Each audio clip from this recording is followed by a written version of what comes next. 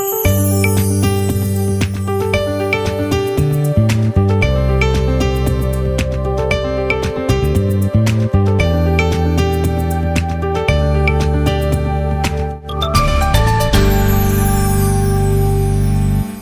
we're going to talk about how to properly fill out the lesson plan form and how to draw it out correctly so that when you turn in your lesson plans they'll be accepted. This is the new template that I've just recently created for you guys. It's got the new gym set up with the tumble track and the air floor set up, and also with the tumble track and the vault set up.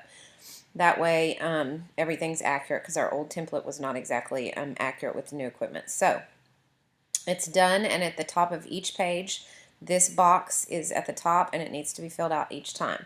So in order to do that, you're going to click on the box with your cursor and you're just going to go here and highlight it. I double clicked it and highlighted it, and I would type in my name and then the date, whatever the date is that you happen to be teaching the class, and then the class level. I'm going to say a storm. The theme, let's just pretend the theme is circus. Let's do a circus theme. And if you want to space these out correctly, they're just tabs, so you can just click the tab button and get them spaced out if you're like me and anal retentive and you want everything to look right. Under the objective for circus theme, we're going to be working on, let's just say we're doing skill review. That wouldn't be what we would do for circus, but just in case. Skill review. And then tab over, and then I want the year in here too. Even though you put the date up here, I still like to have the year just in case you forget to actually put that in there. Unless in case you put just 11/5, then that gives me the opportunity to at least know what year it is. Okay, then I would go and I would tab through and space these out, because my OCD would kick in and I can't stand having spaces where they're not supposed to be, or not enough spaces. So I like things to be equal. So I would tab across. Okay, if I want to put down the props that I'm using, let's say I'm going to use maybe the hoops and the noodles and things like that, which things I would use for a circus theme, like the maracas or the ribbons or anything like that. You would just double click and the box, and it gives you a cursor in the box, and you just type in what you need. So I'm going to put hoops, noodles, maracas, ribbons, and whatever else you might think whatever you plan on using. Any additional notes you want to write down if you have any new kids coming in class that you know of, or if you have something that you need to put, make a note of for whatever reason, that's there for that. And you can handwrite those notes in if there's something.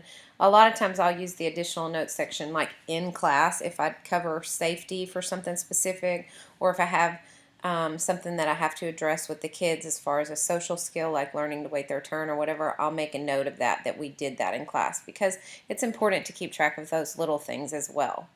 Then under beginning activities, I would double click on that box. It's going to give me my cursor, and I would type in what we were going to do for the day. So let's say we were going to do the hokey pokey.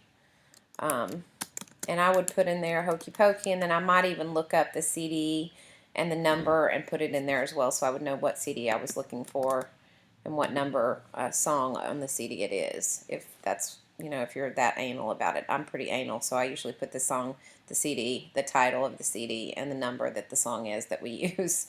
But you don't necessarily have to be that detailed.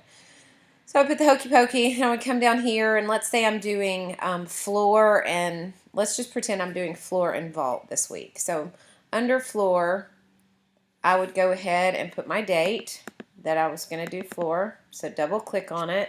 It's going to be 11/5.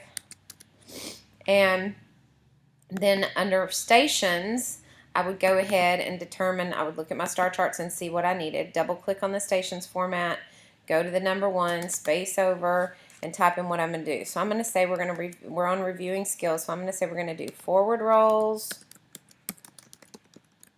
then we're going to do backwards rolls, down the cheese,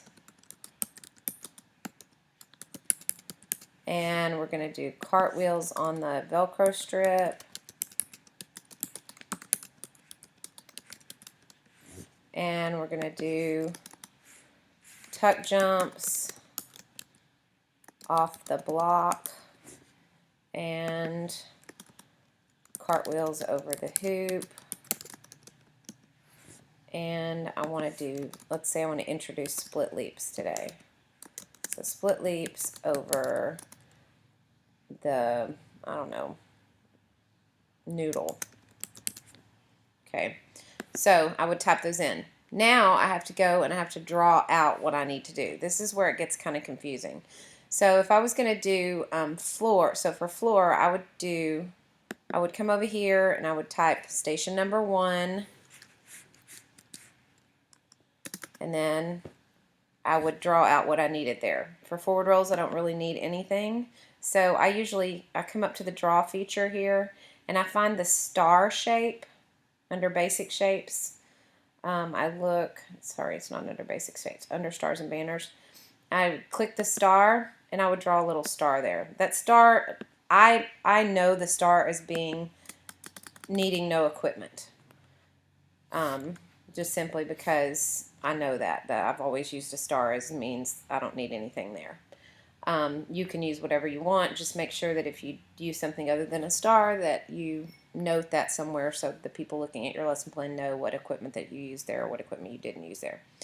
Okay, so then at station number 2, so from 1, I would have my cursor by 1. I would tab over to station number 2 and type 2. And then space out beside it, and then I would go back up here to the draw feature. I'm going to need the cheese, so I'm going to look under basic shapes and I'm going to find the cheese looking shape and I'm going to draw that out. So there's my cheese.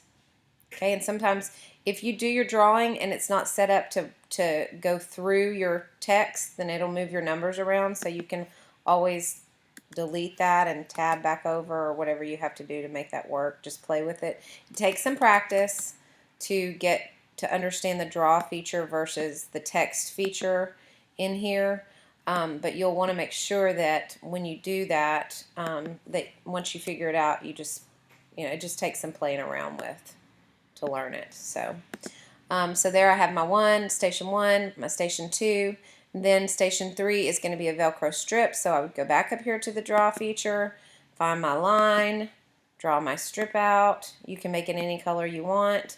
If I wanted to make it a yellow, I could double click on it. It's going to switch over here to format, and I can go over here to colors on my lines, and I can pick yellow if I wanted to, and I can make that a yellow line. I can do the same thing with any of my drawings. If I wanted to do this cheese and make it the aqua blue like our cheese is, I could do that. Sometimes coloring helps to do that. Helps you to remember what the equipment is.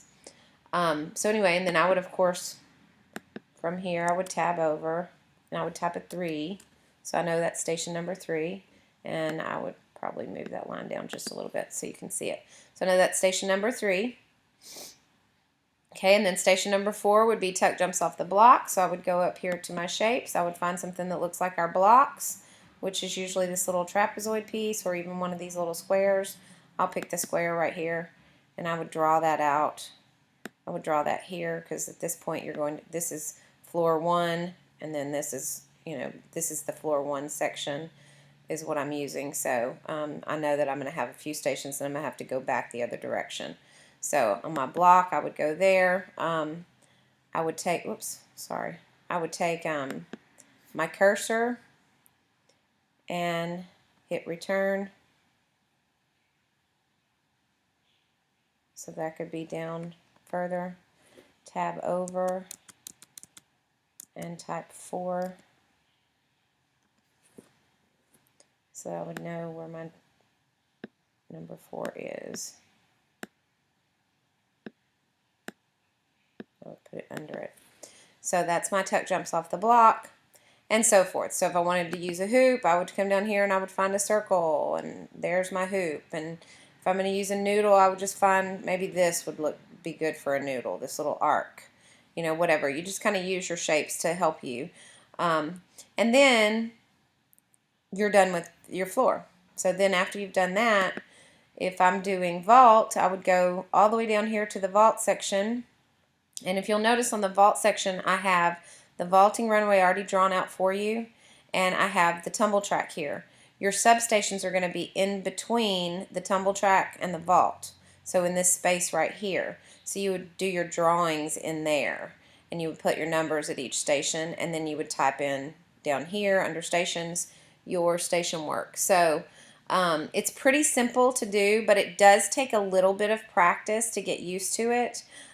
If you would prefer to just to type in these things and then to hand draw out your layouts and your stations, that's fine too. You can put a 1 by your bar station and a 2 right here and a 3 right here and a 4 right here, and then type in your stations here. That's fine. I don't mind you hand drawing the station layout, but everything else needs to be typed. So if you're gonna hand draw out your stations, which may be easier for some of you guys, that's fine. But just make sure everything else in the lesson plan on every page is filled out completely and it's typed in. Other than the back page has a place for you to check that you sent your postcard, check that you transferred your roll sheets to the tablet, check that your star charts are complete, and check that your star cards are complete. You can do that by hand. You can write in who you sent your postcard by hand, and your announcements for this week need to be typed up. So there's a few things that you can write in by hand, but everything else needs to be typed. I'm just tired of trying to decipher everybody's handwriting. This is going to make it easier for me and easier for us in the long run if we have to have something in a court of law. So make sure that you do this, play around with it, practice with it. Remember, you're going to have to start turning in typed lesson plans, so you might as well start now. And also, if you want to, you can print out this template so that you can work on your lesson plans. You can handwrite your lesson plans, and then you can get in the computer and you can just type them really quickly in the computer. If you want to do that, that's fine too. Just keep in mind that if you're going to use the draw feature, it does take some practice, but once you do it, I promise you, you'll really like it, because I don't like to do handwritten lesson plans at all anymore. It's just easier for me to do the draw feature and to get them all done. So that's how you're going to do it. If you have any questions, let me know, but I think that you guys are smart enough to figure it out. So typed lesson plans from now on. I appreciate it. Use the template that I've provided.